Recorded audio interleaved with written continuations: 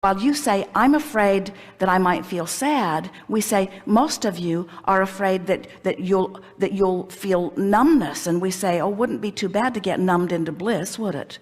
This we promise you. Life will never stop giving you a reason to want beyond where you are.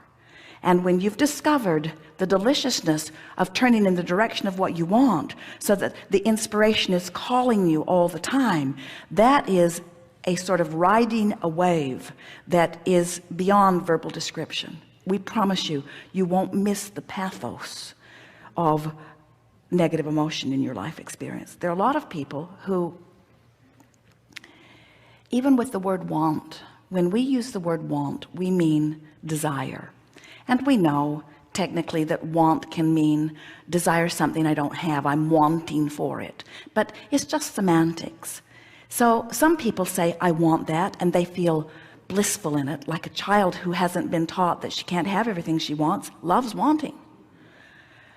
But when you want something and it's laced with doubt, now that wanting is sort of icky. I want it, but doesn't feel nearly as good as I want it and it's coming feels far different than I want it, but I can't see how it's going to come. So many people equate the feeling in their belly of wanting something with that yearning, that they don't even quite yet know what the freshness of pure desire feels like, you see. And really, that's what we heard from you when you said, I don't want to be sad. What you're saying to us, even though you're using that terminology, is I want to be a vibrational match to the freshness of who I really am. I want to be who I am. I want to see the world through the eyes of Source. I want to feel the world through the eyes of Source. I want to experience life from my tuned in, tapped in, turned on perspective. And that's what we want for you too. Just restate it differently. Say, I don't want Novocaine in my fingers, and I don't care if something makes me sad because I know what to do about it. I know what to do about it. We want you to be satisfied with where you are and eager for more. And some would say, well, that sounds like a contradiction. How can you be satisfied but still want more? And we say, because you're eternal. You have to leave elbow room for the expansion, which is inevitable, you see. So when you get to that place where you're not sad, but you're satisfied, in other words, even satisfied in your sadness, think about that. It's good that I have negative emotions sometimes. It keeps me knowing where I am. And there's plenty of thoughts that I've thought along the way that I can't possibly bring them all up to date. So things are going to keep popping up. And as they pop up, I'm going to find a new way of looking at them. Jerry and Esther were in a restaurant in a truck stop the other day. They picked up their new bus, and it's in the parking lot. Did you see it? And as they were having a meal, Esther looked around and she saw so many hard-working people all around her, hard-working people. One man was so tired, he was holding his head with one hand while he ate with the other. And for a moment, Esther felt sad. She just couldn't look at it without feeling sad. And then she thought, these guys are free. If I wasn't doing this work, I'd be a truck driver. I love the road so much. Nothing is more exhilarating than to get out on the road on a beautiful day like this. It's fun to have some place that you want to be, some place that's calling you. And her sadness went right away. They're independent contractors. They're working the way they want to. They're in charge of their lives.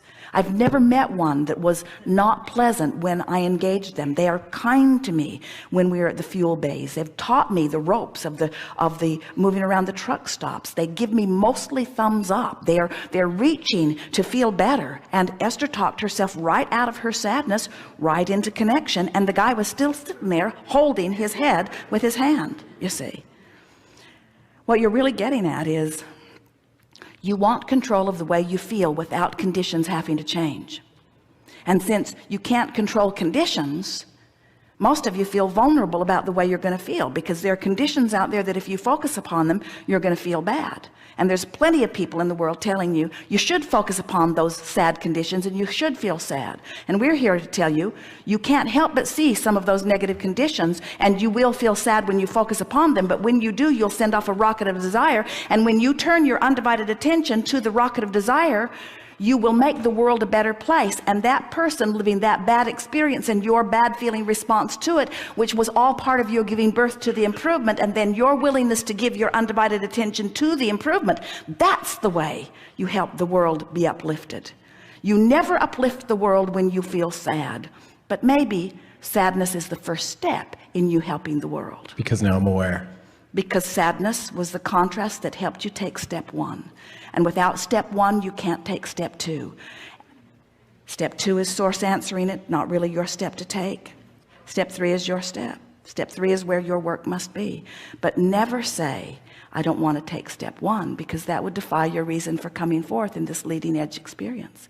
You came as step oneers, and we're trying to get you to be step threeers more than step oneers, because the step oneing happens without your conscious awareness of it. The step threeing is where all of your work lies. I have one other question that I feel burning, that I feel other people would want asked. Otherwise, I'd get down. I don't mean to monopolize the time, but... Don't need to justify being here. Oh, fair enough. As I learn this, and I indoctrinate myself as much as I can, I have it on my iPod, I have it in my car, I am working to do this. I run into people, family members, friends, and I hear them say things, I hear them shoot themselves in the foot, and my heart just aches, and I want to share it. And the last time I sat in front of you, you warned me. You said, don't push this on others, because then you create your way of thinking, your religion, it sucks like everyone else, and your words. And strange, we don't remember that. I have the CD, I listen to it often, but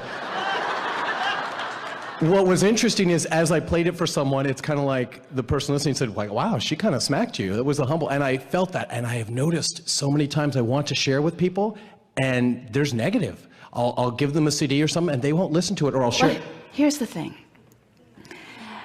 When someone's life is not going well, that's not the right moment to tell them they are the creator of their own reality.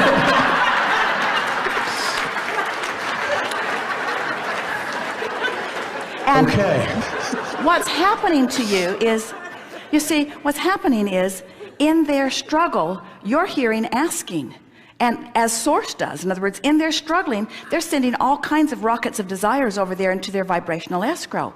And so they don't need you to do their asking, and they have their own source that's calling them toward it. So the question that we want to put to you is, did you understand the story that we told? Your source energy, you come forth, you explore contrast, you give birth to rockets of desires, and then the source within you calls you toward it. You get that picture. So here's the impertinent question that we're going to put back to you as we smack you this time. Okay, I'm ready. If Source can't get them to listen, what makes you think you can? Ouch.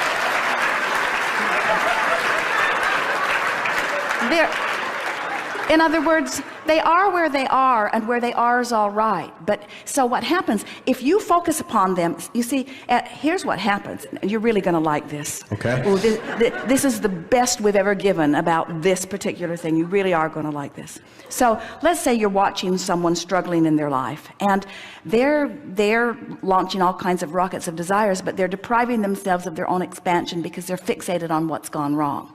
So now you're watching them. And in your watching their contrast, you're having contrast because you care about them. So as you see someone living what you know they don't want, you're putting your version of them in your vibrational escrow. Did you hear that? You care about them. You're putting your version of them in your vibrational escrow. So you've got a new and improved person over here. They're feeling good about themselves. They're prosperous. Their relationships are going better. You gave birth to it by watching the contrast. You built an image of them that your source within you is holding to. And now you're observing them in the mess of a life they're living. You're not up to speed with what you've put in your vibrational escrow about them. And the reason you're so annoyed at them is because if they'd just clean it up, then you could see them as you want them to be. That's so big. You know, did you get it? Do you understand that the reason that you feel bad when you see other people not doing well is because every fiber of your being wants wellness for them, and when they're living the opposite of it, then you're using them as your excuse not to close the gap and not to be up to speed with who you are. So what you do is, so let's say you're watching someone, they're struggling. And you've watched them long enough that you've built a pretty good vibrational escrow about who they are. And this is what you wish for them. And this is what the larger part of you is holding to vibrationally. And now you see something and you wince because it makes you feel sad, because it's different from what you want to see. But you recognize the emotion, and you know now that all that means is you're looking at the current version of them instead of the real version of them. You're looking at where they are instead of where they are going. So you turn your undivided attention. Jesus said, turn the other cheek. You turn your undivided attention to what's in your vibrational escrow about them. Now, a mother said to us one day, my son will feel that I'm forsaking him if I don't give my attention to his problems. And we say, no one will feel like you don't care about them if you're focused upon the improvement of their life. So now you start developing these patterns of thoughts about them. You start seeing them as successful. You start seeing them as having better timing. You start seeing them as being on time for things. You start seeing them as thriving because you don't want to be sad, and you care about the way you feel, and you've got a choice of the sad version of them or the happier version of them, and over time you train yourself into the happy version of them. So your expectation of them becomes this. And now law of attraction can only rendezvous you with them when they are somewhere in the vicinity of that which you are, which they often are. And now when you say something, they'll hear it because they're within vibrational range, you see. Did you hear that? Yes. So big. Now let's play it the other way just to make sure you heard it. Let's say that all of that's been happening. You've been creating this version of them little by little by little of what you really want, but they are living so emphatically where they are that it keeps sucking you in. So instead of training yourself over here like you want to, you've let them sort of train you over here. And so your expectation of them is over here where they are and don't want to be, and where you don't want them to be, rather than over here where they want to be and where you want them to be. So here you are focused upon that. You got to ask yourself, what am I doing over here? Law of attraction has me rendezvousing over here instead of over here. What's up with that? In other words, this must be the most active vibration within me about them. You see, every subject is two subjects, what's wanted and lack of it. And you can tell which end of the stick is most practiced within you by which end keeps showing up the most, you see. So in time, you'll be able to say to your friend, I've loved being involved with you. I've watched you in your struggle like we all do. And as I saw your struggle, I saw so clearly who you really are. And I held my undivided attention on who you really are. And who you really are is so great. And I appreciate my exposure to you because you actually helped me to train myself to see what I really wanted to see in my object of attention, you.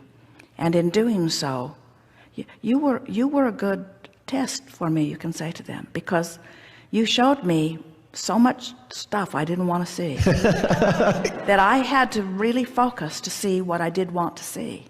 And in doing so, I was able to see not just you, but a whole lot of other things through the broader perspective. And by the time you're telling them that, they'll be understanding it perfectly, you see. Here's something that you may have heard in your physical vernacular for some time. A person will rise to the level of your expectation. You just got to ask yourself, where have you trained your expectation?